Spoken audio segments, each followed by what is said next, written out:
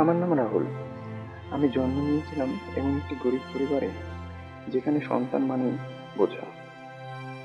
আমি কখনো তাদের চাওয়া ছিলাম না, কেবল একটা ভুল সময়ে আসা বিপদ। আমার জন্মের পরপরই মা চোখ ফিরিয়ে নিল। বাবা নাকি বলছিল এই ছেলেটাকে ঘরে তুললে সংসার মরে যাবে। আর আমার খাবার জোটানোর আগেই তাদের মদের ব্যবস্থা হয়ে যেত। স্কুলে যেতাম খালি পায়ে, না খেয়ে, কিন্তু আমি কখনো কাঁদতাম না। স্বপ্ন দেখতাম কেউ না কেউ বলবে একদিন যে রাহুল তুই পারলি।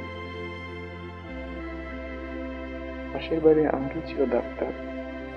তার জানালার পাশে দাঁড়িয়ে ওনার কাজ দেখতাম। আমি বুঝলাম উনি একজন ভালো মানুষ। আমি এখন ক্লাস 4-এ। আমি একদিন বই ছাড়া স্কুলে গেলাম। শিক্ষক এসে বলল, তুই কিছুই হতে পারবি না রাহুল। স্কুল থেকে ফিরে মা বলল, তোর জন্মই ভুল করেছিস।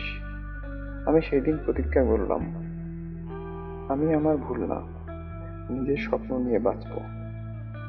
আমি কাজ শুরু করি, ঘরে ঘরে পেপার দিই, দোকানে বাসন মাজি, রাতে হারিকেনে আলো জ্বালিয়ে বই নিয়ে বসতাম। আর বইই ছিল আমার বন্ধু। দেখতে দেখতে এসএসসি পাশ করলাম। কেউ খুশি হয়নি। এইচএসসি পাশ করলাম। ওরা বলল, নকল করছিস।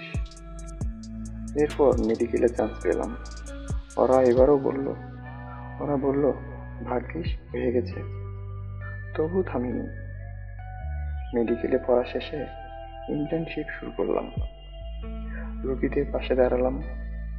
একদিন মাকে হাসপাতালে দেখলাম। আমি মার কাছে গেলাম। মা বলল, তুই ডাক্তার? আমি মাথা নিচু করে বললাম, হ্যাঁ মা, তোর ছেলেই ডাক্তার। সেদিন মা আমার হাত ধরিয়ে কাঁদছিল। সে প্রথমবার বলছিল, আমরা ভুল করেছি রাহুল, আমাদের মাফ করে দিস। আজ আমি নিজেকে ক্ষমা করেছি এবং ওদেরকেও করেছি। কারণ আমি জানি, চাইলে নিজের গল্প নিজেই বদলাতে পারি।